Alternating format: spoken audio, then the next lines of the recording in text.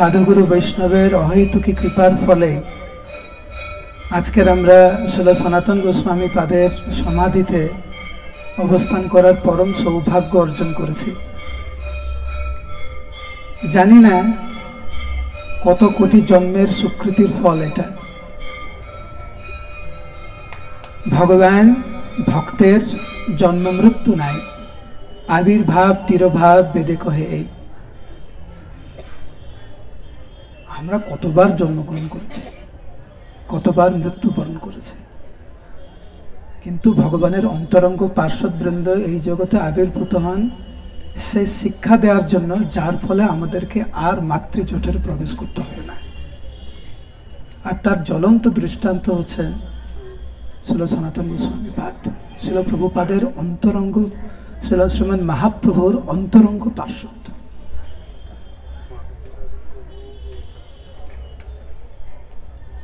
মানসী গঙ্গাতে, গঙ্গার তীরে সনাতন গোস্বামী পাদ দেহত্যাগ করেছেন এবং এইখানে এসে ওনার পূর্ণ সমাধি হলো। শুধু একটি বিষয় আমরা এখন আলোচনা করব খুব সংক্ষেপে, যে ভগবত ভক্তি মানে হচ্ছে সম্পর্ক, যার সাথে ভগবানের সম্পর্ক ভালো, যার সাথে ভক্তদের সম্পর্ক ভালো, যার সাথে নামের সম্পর্ক ভালো, কেবলমাত্র তারাই ভক্তি জীবনে উন্নতি সাধন করতে পারে।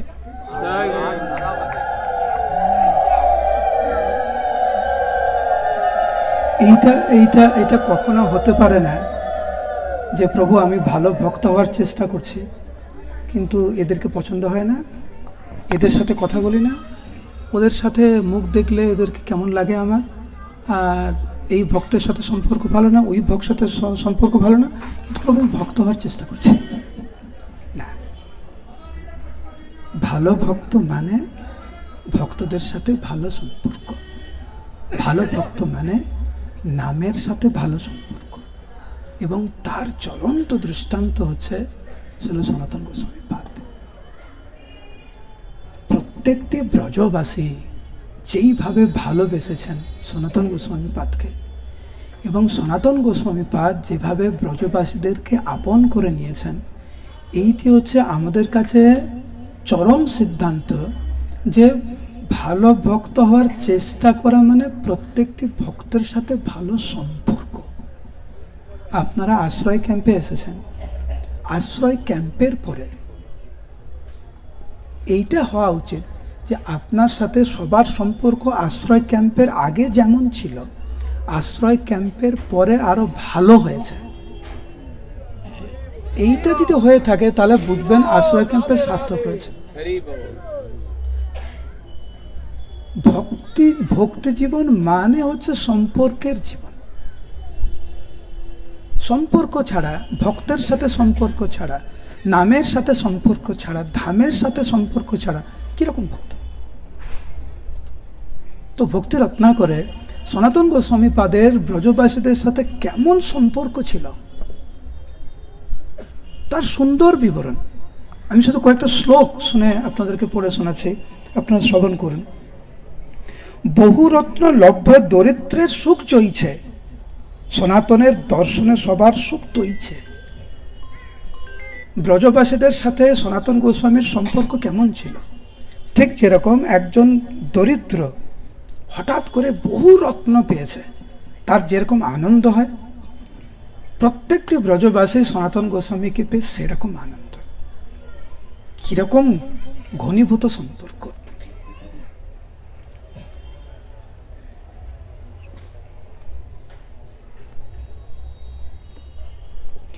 আর কোনো বাদ বিচার ছিল না। অতি বৃদ্ধ যত স্ত্রী পুরুষগণ পুত্রভাবে সনাতনে করয়ে পালন।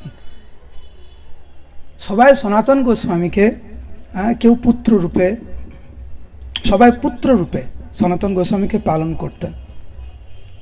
যখনই সনাতন গোস্বামীকে দেখতেন, কিছুদিন পরে ব্রজবাসীরা বলতেন, সনাতন সনাতন, হে আমার পুত্র, তুমি কি করে আমাকে ভুলে গেলে? কি রূপে আছিলে কোথা মরি এ চিন্তিয়া, তুমি তুমি কোথায় ছিলে? আমরা যে মরে আছি না বেঁচে আছি, তুমি আসো।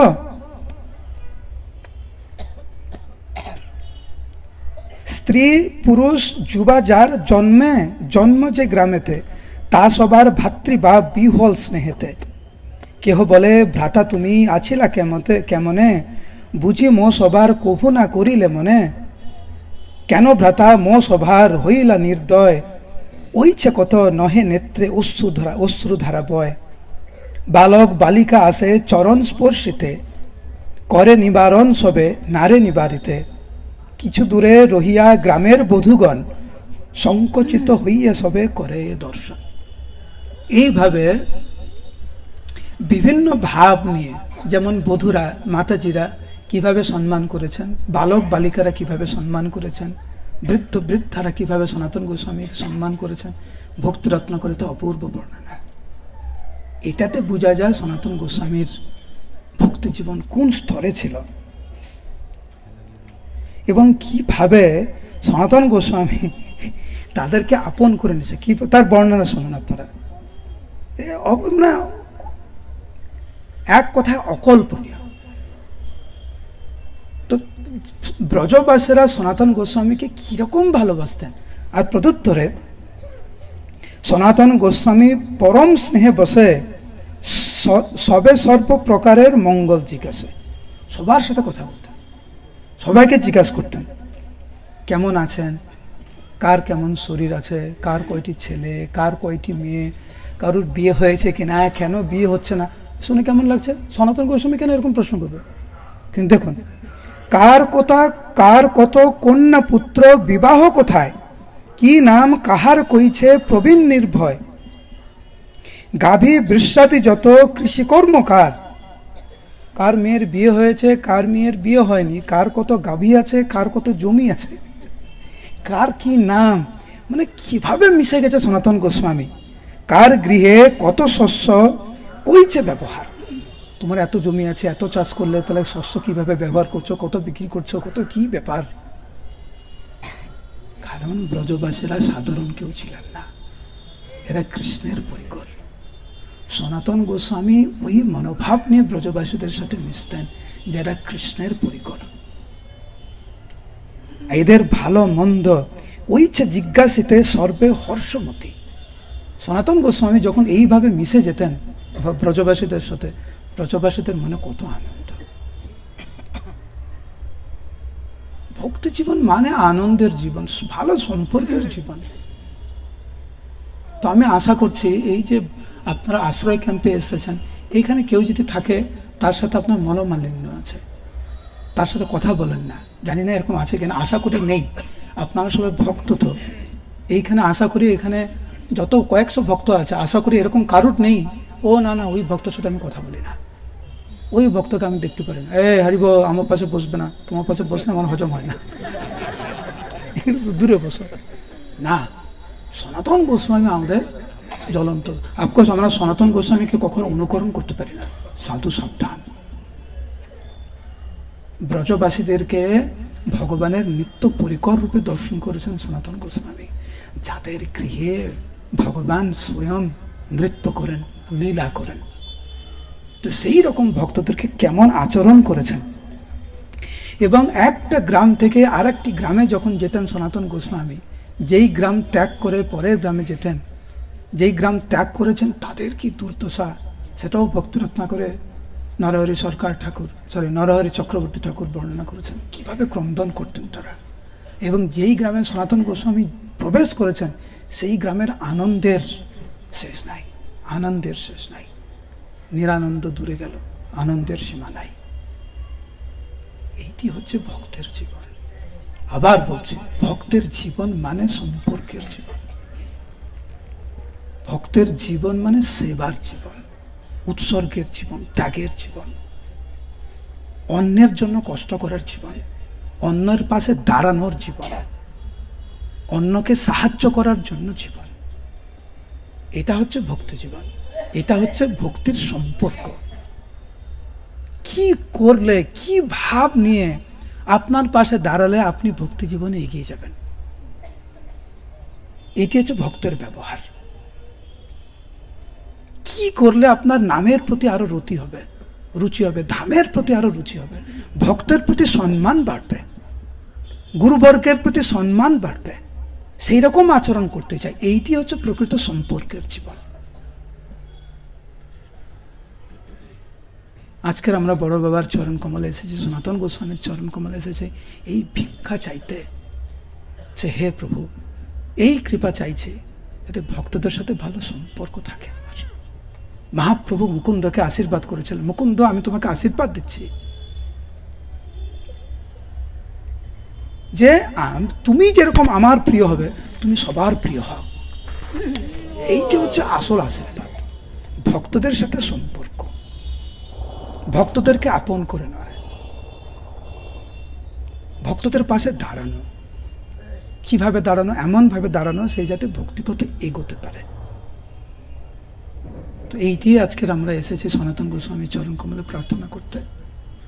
এটা ওনার পূর্ণ সমাধি, নিত্য বিরাজমান সনাতন গোস্বামী এইখানে মদন মোহনের চরণ কমলে। তো এই প্রার্থনা করবো আজকের আমরা। তারপরে আমরা হেঁটে হেঁটে আমরা ফিরে যাব আমাদের যেখানে প্রসাদ হয়েছিল সেখানে। প্রসাদ পেয়ে আপনারা দয়া করে একটু বিশ্রাম যাবেন, অল্প, বেশি না, অল্প বিশ্রাম করে যাতে নামের সাথে আমাদের সম্পর্ক আরো ঘনীভূত হয়। সেই জন্য আগামীকাল আমরা কটার সময় আমরা দেখতে পাচ্ছি না। প্রভুপাদ তখন বলেন, দেখো শ্রীমন মহাপ্রভু ওনার নিত্য পার্শ্বদের নিয়ে কৃষ্ণ প্রেমে পাগল হয়ে নৃত্য করছে। অত্যপ্রিয় সেই লীলা করে গৌর রায়, কোন কোন ভাগ্যবানে দেখিবারে পায়। শ্রীমন মহাপ্রভুর নিত্য লীলা ভূমি এই স্থান। আমরা যে সবাই এখানে এসেছি, মহাপ্রভু দেখছেন আপনাদেরকে। কোন কোন ভাগ্যবানে দেখিবারে পায়, আর কোন কোন ভাগ্যবানে মহাপ্রভুর লীলাতে অংশগ্রহণ করতে পারেন। আপনারা যে পরিক্রমা করছেন এটা শ্রীমান মহাপ্রভুর লীলার অন্তর্গত। তো আপনারা মহাপ্রভুর লীলাতেই আছেন। জননী বাসপ্রভু এটা বারবার বলেন যে ইস্কন হচ্ছে মহাপ্রভুর লীলার অন্তর্গত এবং আপনারা মহাপ্রভুর লীলাতে অংশগ্রহণ করছেন। আর এই যে নবদ্বীপ ধাম রয়েছে, নবদ্বীপ ধামের মধ্যে গোদ্রুম দ্বীপের মহিমা ভক্তিবিনোদ ঠাকুর, প্রকাশানন্দ সরস্বতী আদি মহাপ্রভুর নিত্য পারিষদ বৃন্দ, যতটুকু আমার জানা, যে অন্যান্য দ্বীপের তুলনা অনুযায়ী গোদ্রুম দ্বীপের মহিমা সবচাইতে বেশি বর্ণনা করেছেন। ভক্তিবিনোদ ঠাকুর নিজের বসত বাড়ি ছিল এই দ্বীপে। এই গোদ্রুম দ্বীপ হচ্ছে বৃন্দাবনের বা ব্রজমণ্ডলের যে নন্দগাঁও,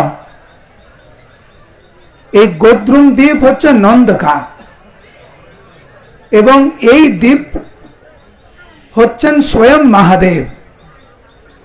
মহাদেব এই গোদ্রুম দ্বীপের রূপ ধারণ করে মহাপ্রভুকে সেবা করছেন। তো ভক্তিবিনোদ ঠাকুর খুব সুন্দরভাবে বর্ণনা করেছেন কিভাবে এই গোদ্রুম দ্বীপের নাম হলো কিভাবে।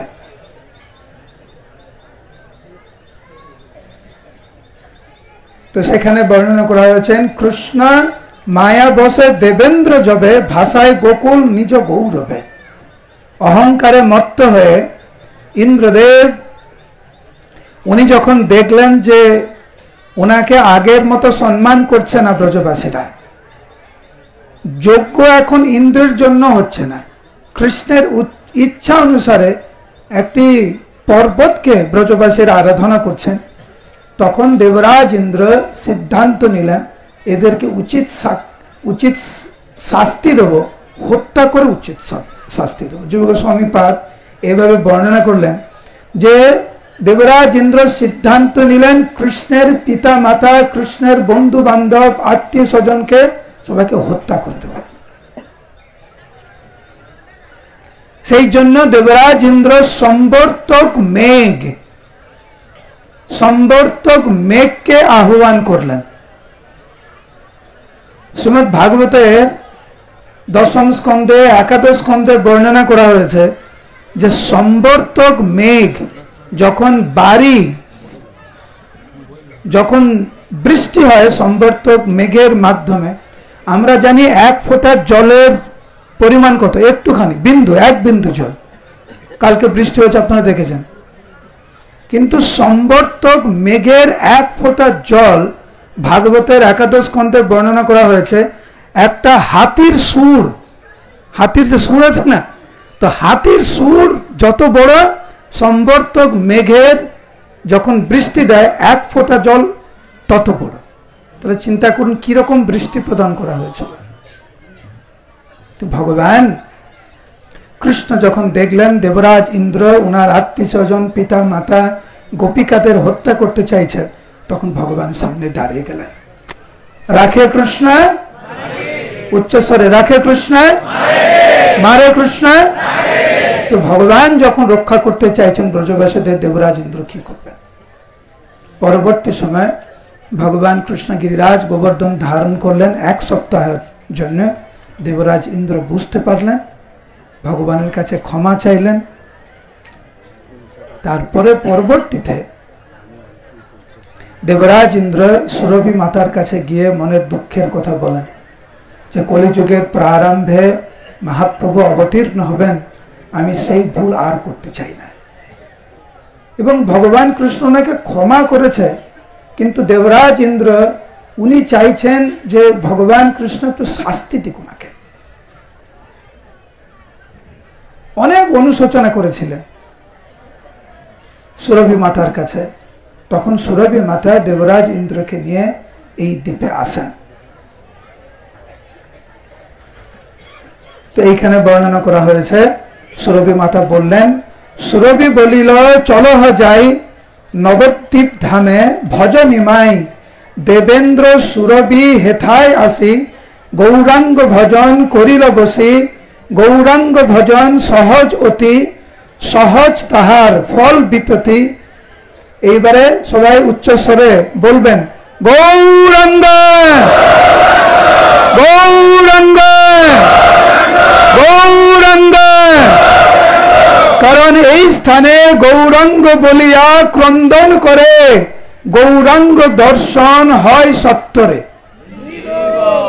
এই স্থানে যিনি গৌরাঙ্গ গৌরাঙ্গ বলে ক্রন্দন করবেন, শ্রীমন মহাপ্রভু সত্তরে তাকে দর্শন দেবেন। বলুন গৌরাঙ্গ গৌরাঙ্গ গৌরাঙ্গ।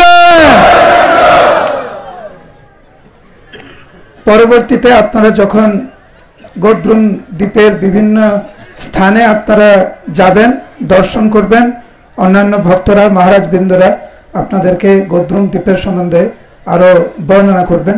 এখন আমরা এই স্থানের কথা আমরা এখন একটু শ্রবণ করব। জীব গোস্বামী পাদ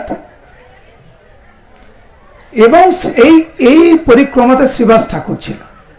দেখবেন যে বর্ণনা রয়েছে দুটি ঐতিহাসিক পরিক্রমা, একটি নিত্যানন্দ প্রভুর নেতৃত্বে, একটি ঈশান ঠাকুরের নেতৃত্বে। তো নিত্যানন্দ প্রভু যে পরিক্রমা নিয়ে গিয়েছিলেন তাতে শ্রীবাস ঠাকুরের বর্ণনা সব জায়গায় পাওয়া যায় না, কিন্তু জীব গোস্বামী পাদ পুরোটা ছিল। কিন্তু শ্রীবাস ঠাকুর যখন নিত্যানন্দ প্রভু জীব গোস্বামী পাদকে এই স্থানে নিয়ে আসে যেখানে আমরা বসে আছি, তখন কিন্তু শ্রীবাস ঠাকুর ছিলেন। তার বর্ণনা আমরা এখানে শ্রবণ করব। ওহে জীব প্রভু কয় অপূর্ব এই স্থান। কোন স্থান? এই স্থানের নাম কি? সুবর্ণ বিহার। প্রভু ওহে জীব প্রভু কয় অপূর্ব এই স্থান হয় নবদ্বীপ প্রকৃতির পার। প্রকৃতির পার মানে এই জড় জগতের মধ্যে এই স্থান পড়ে না।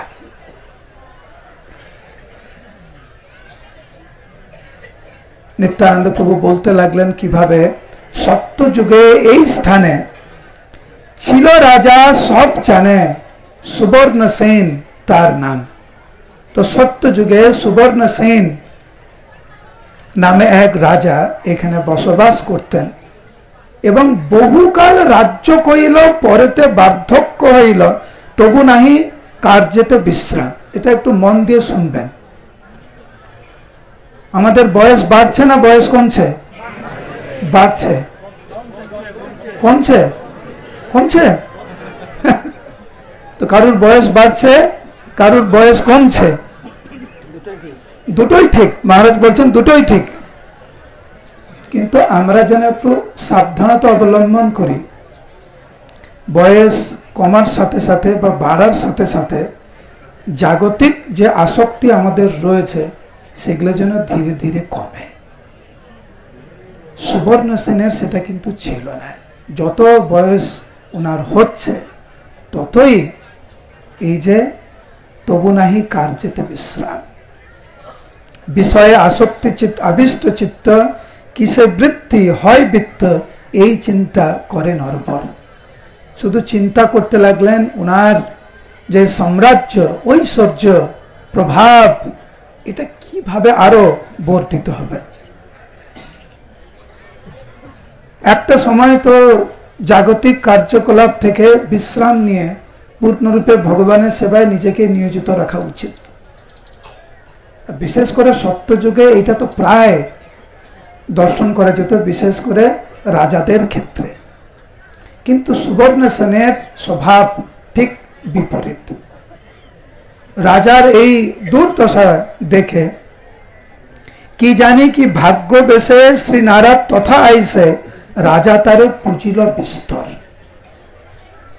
নারদ মুনি সুবর্ণ সেনের এই দুর্দশা দেখে এইখানে উনি এসেছিলেন। এইটি হচ্ছে সুবর্ণ সেনের রাজপ্রাসাদ ছিল।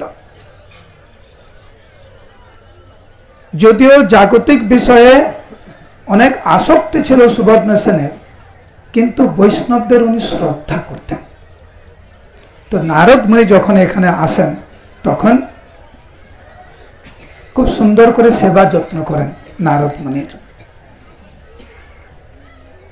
তখন নারদ মুনি ওনাকে বুঝাতে লাগলেন যে তুমি তো এতদিন এই রাজ্য চালিয়েছ, কিন্তু এখন আমি দেখছি যে তুমি জড়জাগতিক সম্পত্তির প্রতি, প্রভাবের প্রতি তোমার অনেক আসক্ত। তুমি কেন এই মানব জীবন পেয়ে কেন কৃষ্ণের চরণ কমলে পূর্ণরূপে কেন আত্মসমর্পণ করছো না? তুমি কি জানো না যে তোমার মরণ হলে দেহটি ভাষায় জলে, সবে যাবে গৃহ আপনার। তুমি যার জন্য এত পরিশ্রম করছো, যাদের জন্য তোমার জীবনকে উৎসর্গ করেছ, তুমি যখন মরে যাবে তারা কেবল তোমার দেহটি ভাসিয়ে দিয়ে শেষ কৃত্য করে তারা নিজের মতো করেই থাকবে। তবে কেন মিথ্যা আশা, বিষয় জল পিপাসা, যদি কেহ নাহি কই লোকার। এই মিথ্যা আশা, মিথ্যা আসক্তি, মিথ্যা আশ্রয়, তথাকথিত নিরাপত্তা, এইসব তুমি পরিত্যাগ করে পূর্ণরূপে ভগবানের চরণে তুমি আত্মসমর্পণ করো। সাধু সঙ্গের মহিমা প্রকাশ করলেন এখানে নারদ মুনি। ভক্তিবিনোদ ঠাকুর খুব সুন্দর করে উনি শ্রদ্ধা থেকে প্রেম পর্যন্ত সুবর্ণ সেনকে খুব সুন্দর করে উনি বর্ণনা করেছেন। তারপরে উনি বলতে লাগলেন, সুবর্ণ সেন তোমার ভাগ্যের সীমা নাই। তুমি নবদ্বীপ ধামের তুমি রাজা। কলিযুগের প্রারম্ভে হেথালয়ে কৃষ্ণগণে শ্রী গৌরাঙ্গ লীলা প্রকাশিবে। কলিযুগের প্রারম্ভে শ্রীমান মহাপ্রভু ওনার পার্শ্ববৃন্দদের নিয়ে এই নবদ্বীপ ধামে উনি আবির্ভূত হবেন। যেই গৌর নাম লবে তাতে কৃষ্ণ কৃপা হবে, ব্রজবাস সেই তো করিবে। যিনি মহাপ্রভুর চরণে আত্মসমর্পণ করবেন, যিনি গৌরাঙ্গ গৌরাঙ্গ বলে ক্রন্দন করবেন, তার ব্রজভূমিতে তার বাস হবে। যিনি মহাপ্রভুর চরণ কমলে আত্মসমর্পণ না করি আমরা, তাহলে কৃষ্ণকে পাওয়া অত্যন্ত দুষ্কর। কিন্তু কেউ যদি মহাপ্রভুর চরণে আত্মসমর্পণ করে তাহলে সদা কৃষ্ণ পায়। সে খুব সহজেই সে কৃষ্ণকে সে পাবে। এই বলে নারদ মুনি মানব জীবনের প্রকৃত উদ্দেশ্য, সাধু সঙ্গের গুরুত্ব, নববিধা ভক্তির মহিমা প্রকাশ করলেন সুবর্ণ সেনের কাছে। নারদ মুনির সান্নিধ্য পেয়ে সুবর্ণ সেনের হৃদয় পূর্ণরূপে পরিবর্তিত হলো।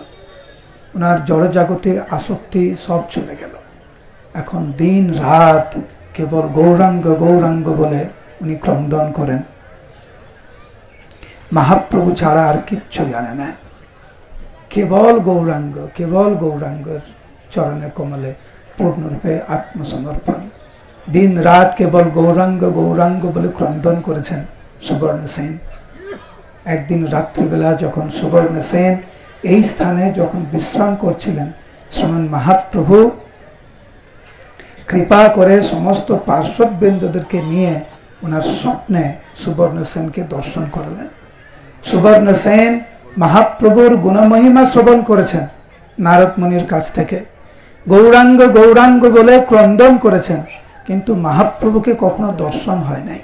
এই স্বপ্নতে মহাপ্রভুকে প্রথম দর্শন করলেন এই দিব্য স্থানে। যখন দর্শন দিয়েই মহাপ্রভু যখন অন্তর্ধান হলেন স্বপ্নতে,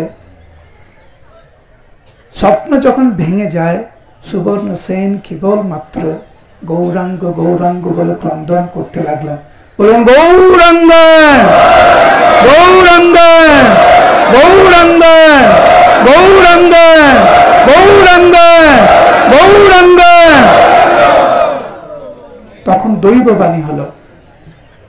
সুবর্ণ সেনকে বললেন, সেই দৈববাণীর মাধ্যমে সুবর্ণ সেন শ্রবণ করলেন যে সুবর্ণ সেন তুমি আর চিন্তা করো না, মহাপ্রভু তোমাকে দর্শন দিয়েছেন, মহাপ্রভু তোমাকে কৃপা করেছেন।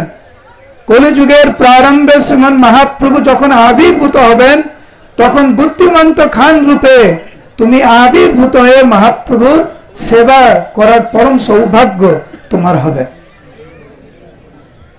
দৈববাণী কানে শুনি স্থির হইল নরমণি, করে তবে গৌরাঙ্গ ভজন। এই দৈববাণী শ্রবণ করে মন স্থির করে মহাপ্রভুর সেবাতে মগ্ন হলেন। তো এই লীলা কে কাকে বলছে? হরিবল বলুন, হরিবল। এই লীলা কে কাকে বলছে? নারদ মুনি সুবর্ণ সেনকে বলছে। নারদ মুনি কে ছিলেন গৌর লীলায়? আর যখন নিত্যানন্দ প্রভু যখন এই সুবর্ণ সেনকে এই লীলা প্রকাশ করছিলেন, সেই সময় নারদ মুনি উপস্থিত ছিলেন, হ্যাঁ কি না? তাহলে নারদ মুনির সামনেই, মানে শ্রীবাস ঠাকুরের সামনেই নিত্যানন্দ প্রভু শ্রীবাস ঠাকুরের মহিমা প্রকাশ করছেন, যে কিভাবে নারদ মুনি সুবর্ণ সেনকে ভক্তে রূপান্তরিত করল। নিত্যানন্দ আবার কি ও হরিব নিত্যানন্দ কথা শেষে নারদের সপ্তাবেশে শ্রীবাস হইল অচেতন। যেহেতু শ্রীবাস ঠাকুরের সামনেই নারদ মুনির প্রশংসা করেছেন নিত্যানন্দ প্রভু, যিনি শ্রীবাস ঠাকুরের থেকে অভিন্ন, নিত্যানন্দ প্রভুর এই উদারতা দর্শন করে মহাপ্রভু যেভাবে সুবর্ণ সেনকে কৃপা করেছেন, এইটা শ্রবণ করে শ্রীবাস ঠাকুর ওইখানেই উনি অচেতন হয়ে গেলেন এই জায়গাতে। তারপরে যখন শ্রীবাস ঠাকুর যখন জ্ঞান ফিরল, তখন শ্রীবাস ঠাকুর,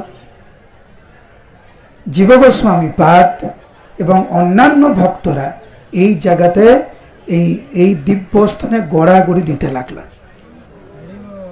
এবং আকুল ভাবে মহাপ্রভুকে ডাকতে লাগলেন। মহাপ্রভু কিন্তু তখন লীলা সমাপ্ত করেছেন।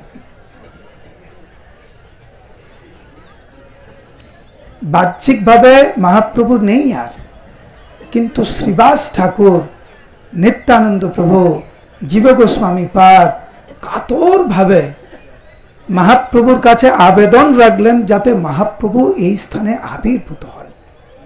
তো নিত্যানন্দ প্রভু, শ্রীবাস ঠাকুর, জীব গোস্বামী পাদ আদি সমস্ত ভক্তরা উচ্চস্বরে মহাপ্রভুকে ডাকতে লাগলেন, ক্রন্দন করতে করতে, বলুন গৌরাঙ্গ গৌরাঙ্গ গৌরাঙ্গ গৌরাঙ্গ গৌরাঙ্গ। সমস্ত ভক্তরা যখন ক্রন্দন করতে করতে মহাপ্রভুকে ডাকতে লাগলেন, নিত্যানন্দ প্রভু, শ্রীবাস ঠাকুর, জীব গোস্বামী পাদ মহাপ্রভু চরণ কমলে বিনম্রভাবে প্রার্থনা করতে লাগলেন, হে প্রভু, আপনি একবার আমাদের সামনে আবির্ভূত হন। এইভাবে সবাই যখন ক্রন্দন করতে লাগলেন, শ্রীমান মহাপ্রভু যিনি লীলা সমাপ্ত করেছেন, সেই নিত্যানন্দ প্রভুর কীর্তনে এই স্থানে ওনার অন্তরঙ্গ পার্শ্বদের নিয়ে উনি আবার আবির্ভূত হলেন। এবং আপনারা যেখানে বসে আছেন, আমরা যেখানে অবস্থান করছি, এইখানে অনেক ঘন্টা যাবত নিত্যানন্দ প্রভুর সাথে শ্রীমান মহাপ্রভু, শ্রীবাস ঠাকুর এবং জীব গোস্বামী পাদ এই স্থানে বহু সময় ধরে নৃত্য গীত করেছেন। সেই দিব্য স্থানে আমরা এখানে বসে আছি। ভক্তিনাথ ঠাকুর এখানে বর্ণনা করেছেন যে কত যে আনন্দ হয়, বোর নিতে শকতি নয়, বেলা হইল দ্বিতীয় প্রহর। অনেক ঘন্টা ধরে মহাপ্রভু নিত্যানন্দ প্রভুর সাথে, জীব গোস্বামী পাদের সাথে, শ্রীবাস ঠাকুরের সাথে এই দিব্য স্থানে ওনারা নৃত্য গীত করেছেন। তো আমরা অত্যন্ত সৌভাগ্যবান, সৌভাগ্যবতী এই স্থানে এসে এই মহাপ্রভুর লীলা কথা শ্রবণ করা, কীর্তন করা, ভগবানকে ডাকা এক অকল্পনীয় আশীর্বাদ। যে কেউ এই ধামে আসতে পারে না, সম্ভব নয়। যারা বিশেষ করে মহাদেবের কৃপা যারা পেয়েছেন, গুরু গৌরাঙ্গের কৃপা পেয়েছেন, তারাই আপনারা এই পরিক্রমা করছেন। আমি শুধু ভাবছি, জীব গোস্বামী পাদ পরিক্রমা করেছেন, শ্রীবাস ঠাকুর পরিক্রমা করেছেন, নরোত্তম দাস ঠাকুর, শ্রীনিবাস আচার্য, শ্যামানন্দ পণ্ডিত, নিত্যানন্দ প্রভু স্বয়ং পরিক্রমা করেছেন। মহাপ্রভু তো নিয়মিত এই সমস্ত স্থানে আসতেন। কখনো ভেবেছেন যেই ধুলিতে আপনি বসে আছেন, এই ধুলিতেই মহাপ্রভু নৃত্যগীত করেছে কৃষ্ণ প্রেমে পাগল হয়ে? আমরা কি এমন করেছে, কি স্বীকৃতি করেছে আমরা যে ভগবান যেই স্থানে নিত্যকাল অবস্থান করেন, সেই স্থানে আমরা আছি। এবং যত গভীরভাবে আমরা হৃদয়ঙ্গম করব এই তত্ত্ব, ততই মহাপ্রভু আমরা আশীর্বাদ পাব। আর আপনাদেরকে আমি কৃতজ্ঞতা প্রকাশ করছি, শ্রদ্ধা জানাচ্ছি যে গতকাল প্রাকৃতিক দুর্যোগ ছিল, কিন্তু তা সত্ত্বেও আপনাদের উৎসাহে কখনো ভাটা পড়েনি। তো এটাতে বোঝা যায় নিত্যানন্দ প্রভুর বিশেষ আশীর্বাদ প্রাপ্ত আপনারা সবাই। এটা সম্ভব না। আপনাদের যে উৎসাহ, যে উদ্দীপনা পরিক্রমা করার জন্য, এই সারা সকাল থেকে সন্ধ্যা পর্যন্ত, কখনো ব্রেকফাস্ট হচ্ছে 11টায়, কখনো লাঞ্চ হচ্ছে 3টে 4টায়, কখনো এক নাগাড়ে 10 কিলোমিটার হাঁটা। আপনাদের ভালো লাগছে না খারাপ লাগছে? এটি হচ্ছে আমাদের নিত্য স্বভাব। আপনারা জানেন যে নিত্যানন্দ প্রভু, মহাপ্রভুর যারা আদিষ্ট হয়ে যখন পুরী ধাম থেকে গৌড়তে আসলেন, মহাপ্রভু বললেন তুমি প্রেম বিতরণ করো, কোনো বাদ বিচার না করে। তো নিত্যানন্দ প্রভুকে যখন মহাপ্রভু কথাগুলি বলছিলেন, তখন মহাপ্রভুর চোখে জল ছিল। কেন? যে আমি পুরী ধামে বসে আছি, তুমিও পুরী ধামে বসে আছো, নিত্যানন্দকে বলছে। তো তুমি যদি পুরী ধামে বসে থাকবে তাহলে তুমি আবির্ভূত হলে কেন? তুমি যাও গৌড় দেশে, তুমি প্রচার করো। তো নিত্যানন্দ প্রভু মহাপ্রভুর চোখে এই জল দেখে একটা দৃঢ় প্রতিজ্ঞা করেছিলেন যে না, আমাকে কিছু করতে হবে, আমাকে প্রচার করতে হবে। চলে আসলেন এখানে, এবং প্রথম যেই স্থানে উনি অবস্থান করেছিলেন সেটা হচ্ছে পানিহাটি ধাম। সেইখানে বর্ণনা করা হয়েছে যে নিত্যানন্দ প্রভু কিভাবে প্রেম বিতরণ করেছেন রাঘব পণ্ডিতের বাড়িতে। এক নাগাড়ে 3 মাস ভক্তবৃন্দরা প্রসাদ না পেয়ে, জল পান না করে নিদ্রা ওনারা যাননি। 3 মাস এক নাগারে কৃষ্ণ প্রেমে পাগল হয়ে ভক্তরা নৃত্য গীত করেছেন। মহাপ্রভুর আশীর্বাদে, নিত্যানন্দ প্রভুর আশীর্বাদে ভক্তরা কিভাবে নৃত্য করেছেন। প্রথমে মাটিতে নৃত্য করেছেন, তারপরে এক একজন ভক্ত এক লাফে 30 ফুট 40 ফুট গাছে এক লাফে গাছের উপরে গিয়ে ডালে ডালে নৃত্য করেছে। ডালে কেউ নৃত্য করতে পারে, কিন্তু কোনো ভক্ত পড়ে যায়নি। কিছুক্ষণ ডালে নৃত্য করার পরে ভক্তবৃন্দরা চৈতন্য ভাগবতের বর্ণনা পাতায় পাতায় নৃত্য করেছে, গাছের পাতায় পাতায়। তো ওইখানে বৃন্দাবন দাস ঠাকুর বর্ণনা করেছেন যে কৃষ্ণ প্রেম দেওয়ার জন্য নিত্যানন্দ প্রভুর কি ভাব ছিল। আর আপনারা এই 7-8 দিন যাবত, আপনারা অলরেডি 4-5 দিন হয়ে গেছে, আরো 2-3 দিন করবেন। হ্যাঁ, আর আপনাদের উৎসাহ, উদ্দীপনা, ধামের প্রতি আকর্ষণ, মহাপ্রভুর প্রতি আকর্ষণ, কীর্তন করার প্রতি আকর্ষণ, গৌর কথা শ্রবণ করার জন্য আকর্ষণ, আপনাদের মানব জীবন ধন্য। এখন শুধু এইটাকে ধরে রাখতে হবে, আর যখন যাবেন অপরকে আপনারা এই গৌর কথা বলবেন। হ্যাঁ কি না? আপনাদের সব মনে থাকবে? আমরা এই এতদিন ধরে যা যা শ্রবণ করছেন সব গৌর কথা আপনাদের মনে থাকবে না? মনে থাকবে, আমারই মনে থাকে না। সেই জন্য মনে রাখার জন্য এই চৈতন্য ভাগবত অধ্যয়ন করতে হবে। বলুন হরি বল, বলুন হরি বল। কার কার কাছে এই চৈতন্য ভাগবত রয়েছে? হাত তুলুন, হাত নামেন, সত্য কথা বলবেন। ধামে আছেন, কার কার কাছে এই চৈতন্য ভাগবত নেই? হাত তুলুন। আপনারা কেন এই অমূল্য সম্পদ থেকে বঞ্চিত কেন হতে চাইছেন? আর একটি শব্দ ব্যবহার করেছেন আমাদের ভক্তি অদ্বৈত নবদ্বীপ মহারাজ এক্ষুনি, বলছে গরম গরম এসেছে এটা। ভক্তি বিজয় ভাগবত মহারাজ বলছেন এক সবে আসলো। তো এই স্থানে চৈতন্য ভাগবত কেউ যদি গ্রহণ করে তাহলে বিশেষ করে বৃন্দাবন দাস ঠাকুরের বিশেষ আশীর্বাদ পাবেন আপনারা। কারণ বৃন্দাবন দাস ঠাকুর হচ্ছেন নিত্যানন্দ প্রভুর শেষ শিষ্য। কিন্তু আমরা সব ওটা অন্য না, এই আপনাদের তো বলছিলাম বৃন্দাবন দাস ঠাকুরের শ্রীপাঠে দেখতে কত সুন্দর না? হরিপাঠও কমে গেল একটু। আপনারা কিসের ভয় পাচ্ছেন? কিনতে হবে ভয় পাচ্ছেন? একটা পিজার দাম কত জানেন? এটা দাম কত মহারাজ?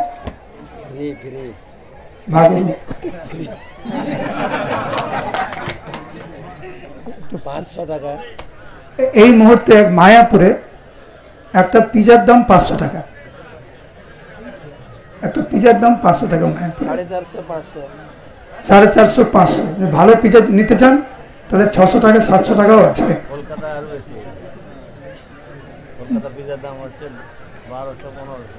মহারাজ বলছেন, জানেন নবদ্বীপ মহারাজ এই হিসাব কোথা থেকে পেল খবরটা?